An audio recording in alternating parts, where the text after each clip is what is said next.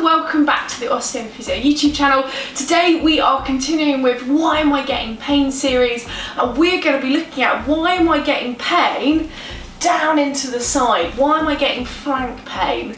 So we're going to be addressing the most common musculoskeletal conditions. Like with all of our videos, it's never that clear cut. We would always be screening for any systemic referral, but we're going to keep it simple with main conditions that we believe are impacting and causing pain around this area. To kick things off, number one for us definitely has to be rib pain. So you think you've got your ribs attaching around the back of the spine, going all the way round and attaching and blending up into the sternum and then down into the costocartilages. So we've got this huge link round, so it makes sense that if we've had any damage potentially around the front of the rib cage or around the back, that we find that it typically refers around the side of the rib. And so one of the most common ones that we've spoken about in lots of other videos is an intercostal muscle strain. So we've got innermost, internal and externals. We've got the blending at different angles when we're thinking about the intercostal muscles.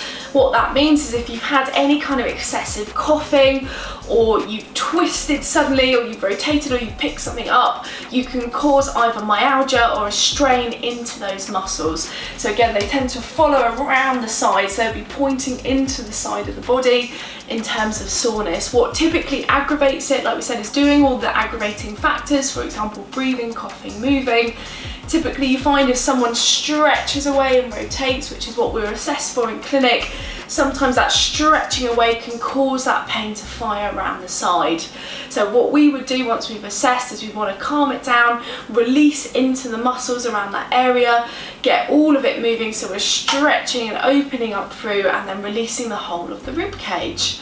Another thing that can cause pain to refer around into there is actually dysfunction of the rib itself. So if we're thinking of any kind of damage to the rib head round the back, or any kind of bruising into the ribs, so if we're ruling out fracture for now, if we're just thinking of periosteal bruising, so i.e. from trauma or damage into that rib head, again that can follow it round. And this is why the assessment is so key, because we'll be palpating in between to feel the intercostals, but we would also be palpating and testing the rib itself. So we'd be ruling out any kind of fracture or damage through percussion and vibration, so looking at the bone sensitivity, but also looking at how it's moving when you're breathing. Does that reproduce the pain, and seeing how everything is. So again, looking at dysfunction around the back, so with the rib head or the costovertebral or costotransverse joints, so the two joints that blend the spine with the rib, or the actual bone itself, and of course coming around the front.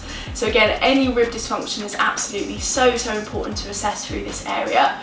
What we've also got is the big Latissimus dorsi muscle. So a lot of people work this in the gym when you're doing lat pull downs.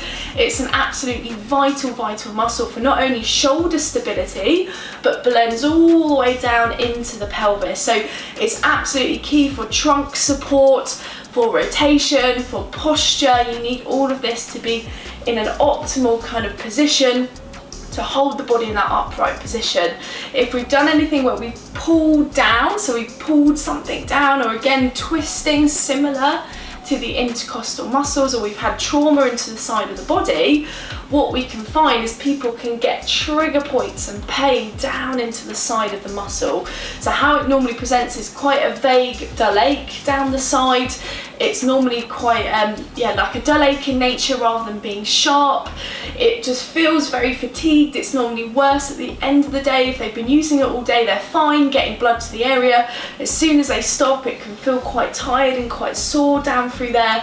And you normally find as soon as we go in and we palpate or we resist the muscle, which is into that adduction movement, if we're thinking up through the shoulder and testing through there, it normally fires quite a lot of soreness and it feels really tight and tender.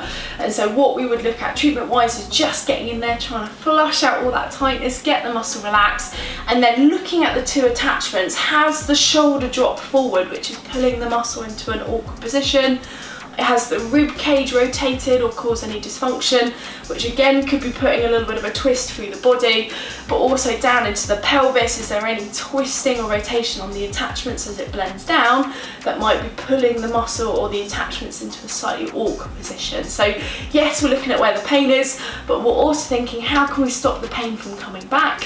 Which is why we would work through the whole body. Finally, we want to think around the QL, so the Quadratus lumborum muscle. Very similar idea to the Latissimus dorsi, so you want to look at its attachments underneath and around rib 11 and 12 down into the pelvis. So if someone's done a lot of sitting during the day, if you're working on a computer, or even if you twisted and lifted, it can get quite fatigued through there. Same if they've had a lot of coughing or sneezing, anything like that. You're using those accessory muscles obviously up through here, but also down around the diaphragm and into that QL. So you want to think about, well, why has this come on? What you normally find is when you drop underneath the 12th rib and you palpate down, you find it's normally really, really tender, so similar to the Latissimus dorsi.